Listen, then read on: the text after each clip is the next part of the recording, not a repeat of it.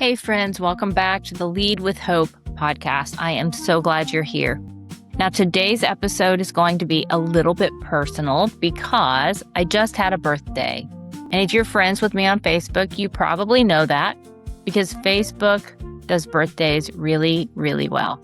Seriously, birthdays on Facebook are one of the best things about social media. You get messages from people that you haven't talked to for years. People that you've worked with from different seasons of your life.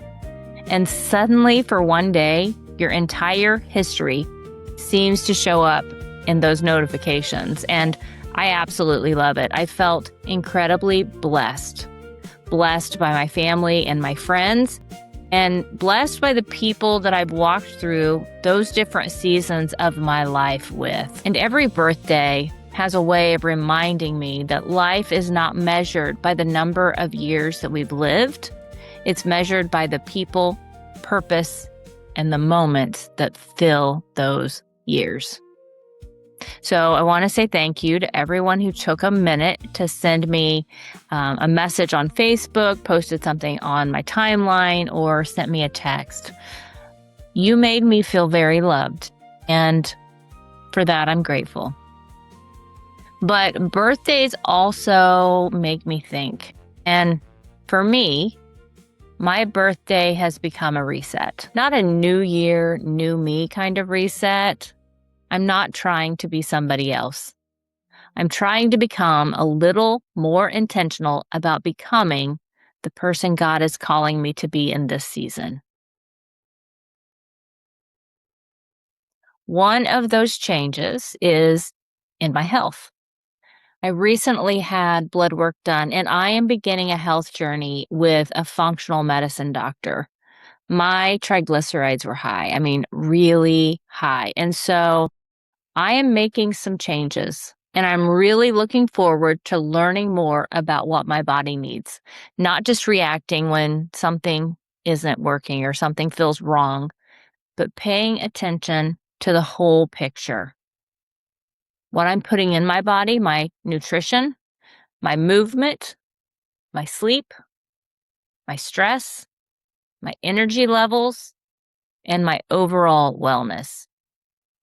I'm going to share more about my journey in a future episode because I think there's a lot to talk about there. But today, I'm not going to go into the details of that blood work and that health journey that I'm embarking on.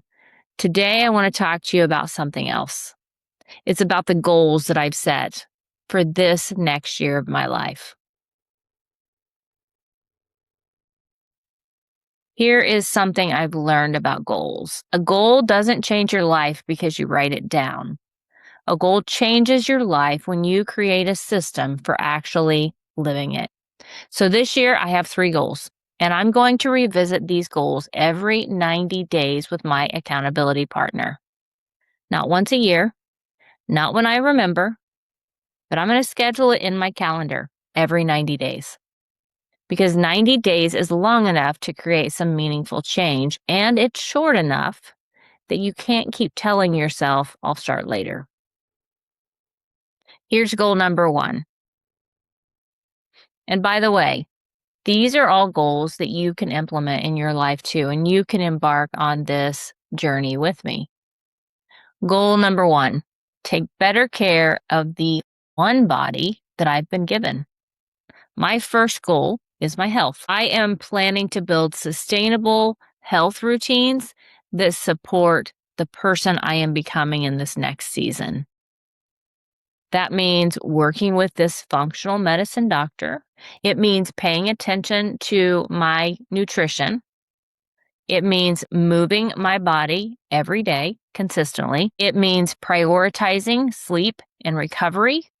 It means actually looking at the data instead of avoiding it, getting on the scale even when I don't want to.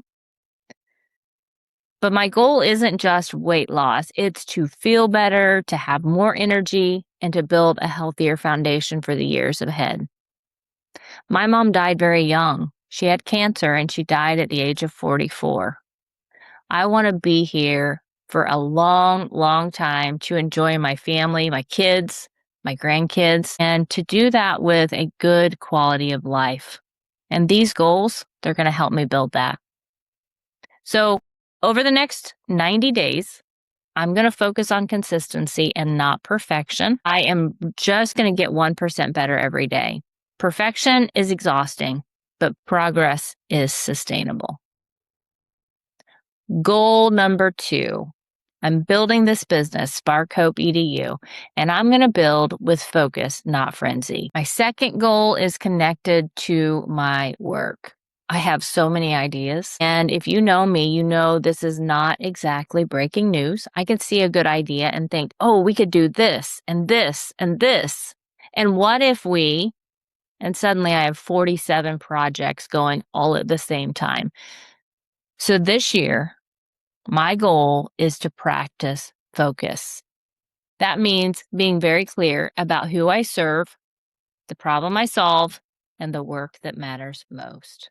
I want to spend more time speaking, coaching, training, building community, and creating resources that genuinely help leaders lead with more hope, purpose, peace, and presence. And I'm giving myself permission to say no to some good things so I can say yes to the right things. You don't need more opportunities. Sometimes you just need alignment. And then goal number 3, be more present for the people I love. My third goal may actually be the most important one. I want to be more intentional with the people I love, my family, my friends, the people God places in my life. I don't want to be so busy building a meaningful life that I actually forget to live it. I've been there. I've done that. Now, I want more conversations around the table, more laughter, more time with family, making memories with my grandbabies, more putting that phone down, more being fully present instead of physically present, but mentally somewhere else. Because here is what this birthday has reminded me of. Time moves fast, and we don't get to negotiate with it. So I don't want to fill my calendar. I want to fill my life. So these are my 3 goals for this year. Take better care of my body, build with focus, not frenzy, and be more present with the people that I love. Every 90 days, I'm going to sit down with my accountability partner and I'm going to ask what's working, what isn't working, what do I need to stop, what do I need to start, and perhaps most importantly, who am I becoming? Goals aren't really about just checking the box. They're about becoming the person that God created you to be, and we are wonderfully made. Maybe you need a reset too, friend. Maybe your birthday isn't coming up. Maybe you are nowhere near a new year. That's okay too. You don't need a new calendar to create a new chapter. You can start today. Reset. Decide that this season is going to be different. Choose one goal, one habit, one relationship, or one area where you are ready to stop drifting and start leading intentionally. That's what hope does. Hope reminds us that the future isn't fixed. There is still something ahead of you. There's something being built. There's room to grow, and there is still purpose in your story. And speaking of building intentionally, I want to invite you into something that I'm creating. It's called the Hope Collective.